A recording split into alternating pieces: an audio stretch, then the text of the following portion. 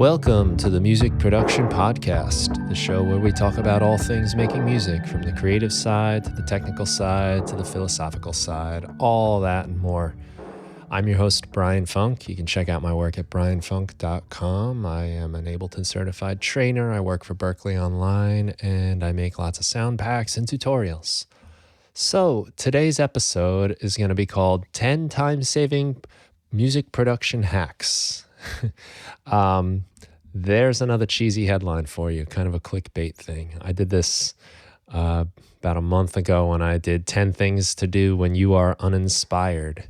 And it was sort of an experiment / joke for me just to see if how this clickbait type of headline works. I mean, I obviously hope the content is still useful. But interestingly, that episode is one of the most listened to episodes I've had in the recent past. So I switched the podcast over to Libsyn, where I get better statistics back at very end of January, early February. And since then, the 10 things to do when you're uninspired is the 5th most listened to episode. Now, what makes that more interesting to me is it's also the newest of those 5 episodes by quite a lot. Interesting how those headlines cause people to click and listen. So today I'm doing that again, pardon the cheesy clickbaitiness of it. And I'm also throwing in the word hack, which is another way to clean up on clickbait. But I think these are useful tips nonetheless, despite the misleading headline. I recently did a 2-minute Ableton Live tip in which I talked about a way to map the root notes of your samples inside of Ableton's sampler instrument. And this probably saves 30 seconds to a minute every time you do it if you're doing multiple sampled instruments. And each instrument I was making at the time for my Juno 106 pack had 8 samples.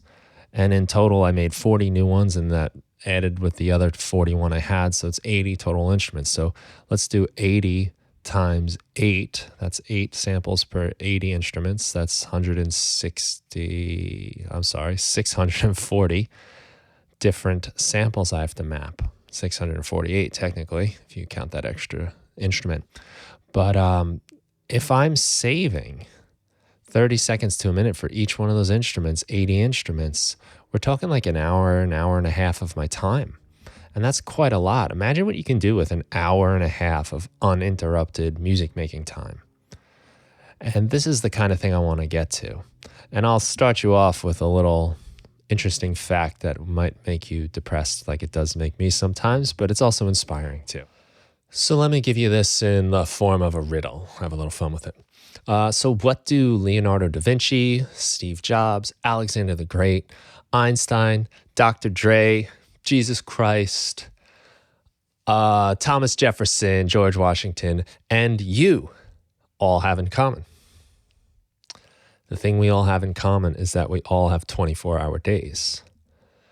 These people that have made their mark on history and done great things all had the same amount of time every day that you and I have, and they managed to do great things with it. I'm betting that that has a lot to do with how they spend their 24 hours. I was just thinking about this sort of infamous 27 Club, which is a pretty tragic club of rock stars, musicians, actors, and stuff that have all died at the age of 27. And that includes people like Jimi Hendrix, Janis Joplin, Kurt Cobain, Jim Morrison, Amy Winehouse. All these people died at 27, and still we remember them. They made an impact, and they must have been using their time really effectively. Now, for me, that age is come and gone, and I don't think I have anywhere near the impact that they've had on people. So today's episode is, again, sort of to help me, as they all are, because right now I'm trying to focus my time and get a lot of work done as I'm starting summer vacation, getting off of teaching high school. So I want to make sure I'm doing the most with my time and not wasting it. So I've come up with 10, it turned out, because we need a nice catchy headline, right? 10 time-saving production hacks.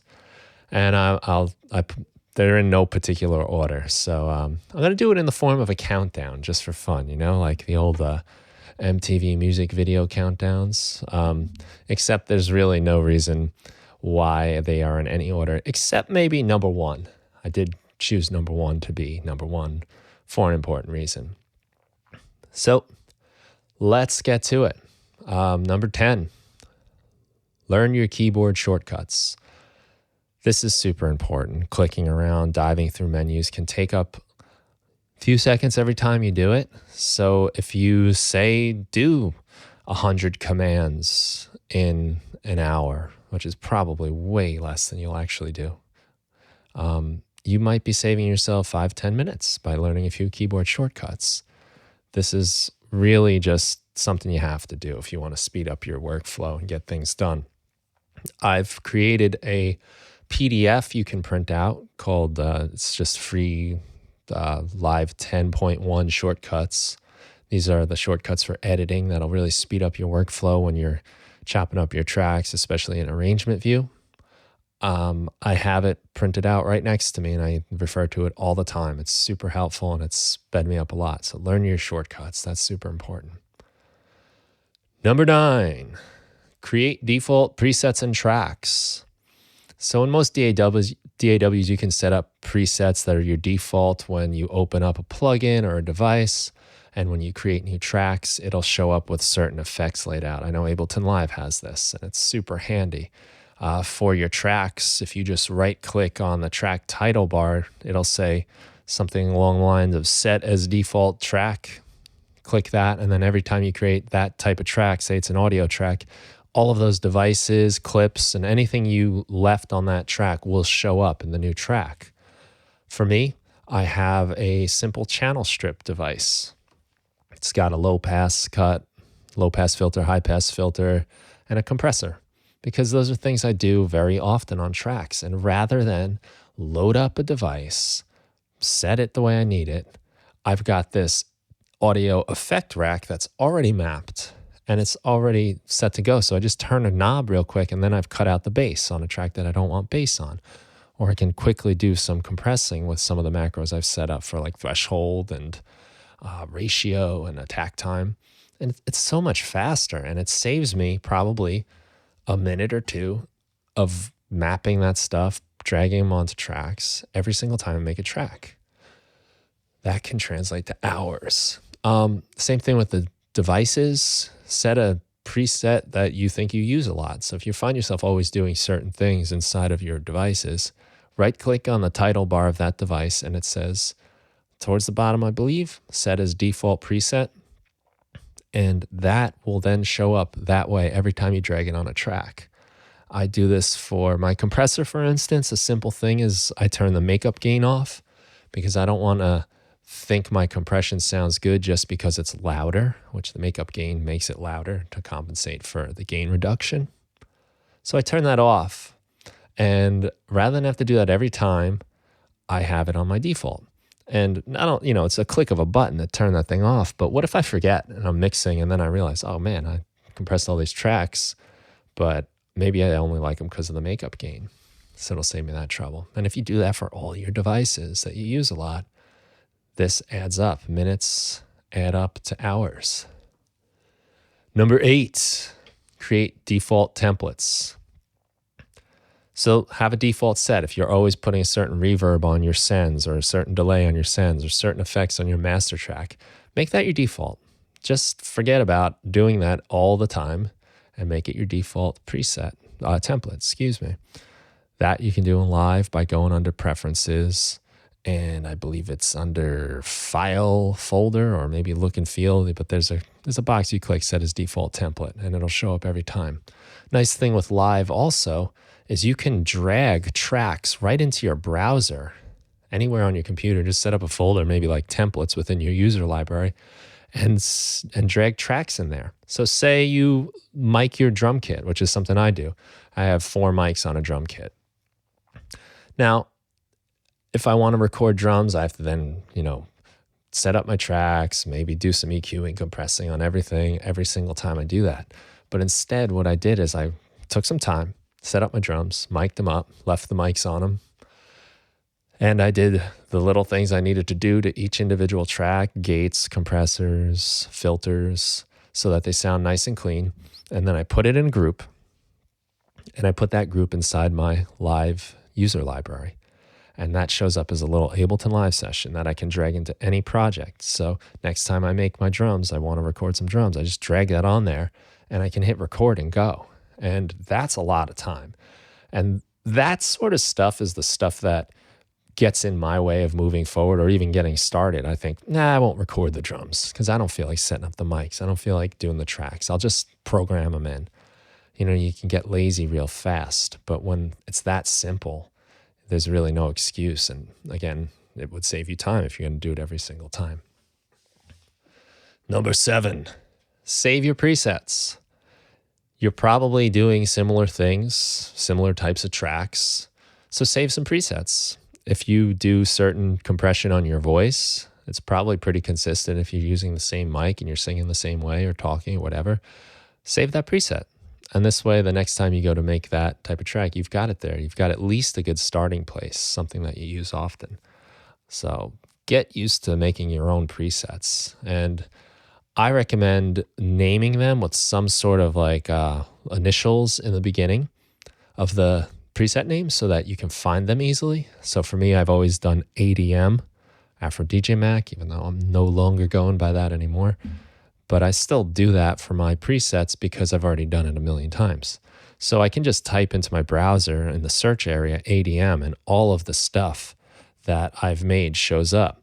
Or I can go into a specific devices folder and all of the things that I've made are in one little area under ADM alphabetically. So it's a big help.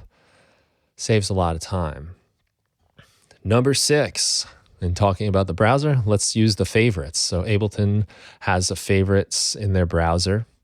A lot of DAWs have similar types of things, rankings maybe, but use this stuff. Set up little categories of things you use, your favorite audio effects, your favorite synths, favorite drum sounds, say. It could even be utility type things. So things like compressors or sequencers or things like that. There's all kinds of ways you can organize it, but make use of that stuff. Put your favorite devices in one spot so you can find them and use them. One of my favorite things to do is a section called Try Me. And this is like, say I make some samples I like, or I get a new plugin, I put it under the Try Me favorites. And then I can just go in there when I need some inspiration and I have some new ideas. Number 5, save your MIDI and audio clips. How often are you programming the same drum patterns, for instance? Just a 4 to the floor to get going. Why not save that MIDI clip and just drag it in every time? You can do the same thing with audio tracks. I did this with my foundational drums sample pack. It's basically just a bunch of simple drum beats I recorded on my drum set. Really basic things just to get the track going. Rather than having to record just a simple beat to get started, I've got these foundational drums. I can use them if I want to. I can replace them if I want to. But it just takes away a nice portion of the early process of setting up a rhythm and a groove. So saving MIDI clips, especially for drums stuff, I think is super handy. Number 4 is plan ahead and journal. So I like to keep a notebook with my plans of what I'm going to do. I find this super helpful. Probably the best time and the most useful way I use it is I write down the things that I want to do like the next day. So when I'm done working or at the end of the night, I'll write down like my plan for tomorrow and get prioritized on what I'm going to do first thing in the morning. I'm not very good at making decisions in the first thing in the morning. You're foggy, you're tired. But if I know what I'm going to do, I can just get to it and just start. And the way I prioritize is I just ask myself, if I can only do one thing tomorrow, what would that one thing be? And I make that the first thing I do. Because I might only get to one thing. So I don't want to make it something meaningless like browsing the internet or even like just going through emails or something that's not producing. I want to produce something, then I can tend to all that other stuff. But if I get distracted, something comes up, at least I've done one thing that's really important and I can say the day was a success. The other stuff can probably wait. So I really like having a plan of like the first thing I'm going to do. And journaling is great, and a notebook is really handy. I just keep that in my little laptop bag, and I'm always writing into it, taking notes. I also like the web app workflowy.com. It's workflow with a Y at the end. That was shown to me by Eshan Kadaru, Push for Life. Thanks again for that, Eshan. This has become a part of my life, Workflowy. It's a simple website that you just make lists on, and you make like a heading and bullet points under it. So simple.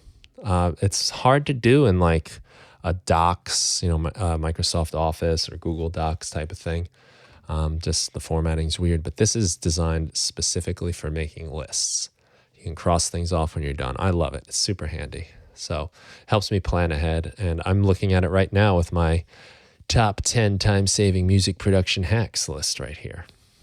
So let's get on to number 3. And that is structure. Make a regular schedule. Pick a time where you're going to do your work all the time and stick to it. Put it on a calendar even. And be disciplined about it as if you have to be at work. You have to be at an appointment. You have to now be working on something. I like to put it on a calendar. I have a shared calendar with my wife, and we put things on that all the time. And this really helps keep us both disciplined. We can see what's going on, and I know what she's doing. She knows what I'm doing, and we know if there's conflicts. But it doesn't have to necessarily be with other people, but I think this really helps discipline you. When you get that alert on your phone that says time to get to work, time to do this, it's like, okay, I put this on, I got to do it. And if you're disciplined about it, it will help discipline the people in your life too, because it's very possible you're doing this as a hobby, or you're in the early stages where it's not producing money or anything like of value to the material commercial world we live in. Obviously it's valuable to you as a person. Don't underestimate that for your own mental health and well-being. But because it might not be as structured as work, being at the office or something, people might just say, don't do it later, But if you are disciplined about it, it will also discipline the people around you. They'll know that like this is what you do at that time and you're unavailable. I think it's super important to have structure, some sort of schedule, some sort of plan, because if you don't make time, you won't find time. Number 2, yet near the end here. This one is called set up work bursts. So set up like little small attackable units of time to do work and then do a little rest. I kind of got this idea from like training and working out, martial arts. We do a lot of Tabatas, which is the way we do them. You're doing some sort of exercise or some sort of move, working on the bag or whatever it is. It could be push-ups or something for 30 seconds, and then you rest for 10 seconds. And then you do it for 30 seconds and rest for 10 seconds. You usually do that 8 times or so. It's hard. It's brutal. Try doing 30 seconds of push-ups, rest for 10, and then do it 7 more times. It is a lot. It'll wear you out, but it gets a lot of exercise in a really short period of time. It gets a lot of action happening in a short period of time. And I think we can use this process on making our music. So maybe we set up 30 minutes of sound design, 30 minutes of this, 10 minutes rest. Doing the rest is important. Give yourself the break, because I think what also happens is when you start getting near those last few minutes, you start doing things and committing and moving forward because you know you're running out of time. Then you're going to stop, and then you have to move on to the next part of the process. This, we could spend forever perfecting our tracks and trying to get everything amazing, but then you might not ever finish anything because perfection is so elusive and there's no such thing. I think you're much better off doing the process over and over and over than doing it one time through just forever, basically, going over every detail over one track. I'd rather see people make 10 tracks in a month than one. because if you do it 10 times, you go through the process 10 times. If you're only doing it one, you're only doing it one time. And although it is good to focus and fine tune things, I think you get more out of it if you do it more times. So set up work bursts. I think that helps a lot with managing my time. And the number one thing, and this one is actually ranked for a reason, and that is to just turn off the internet and the phones and the distractions. Silence those things. Get it out of the way.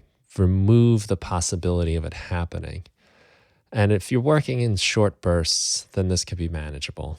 There's probably nothing going to come up in 20, 30 minutes that can't wait a little while for you to do your work. And then in your 10-minute rest, go to it, check it, see what's going on. But this is, I think, one of the main challenges we face as producers these days, as people these days, is that we just have an endless supply of information coming at us at all times. You could never consume it all. You'll never be able to keep track of every little thing, even in your own niche. And I try to keep up with what's going on in the music production world and what new software and synths are coming out and hardware. But you can't. I mean, it just takes forever, and you wind up just chasing it all the time. If I have the internet on while I'm working, it's so easy for me to decide to go Google something.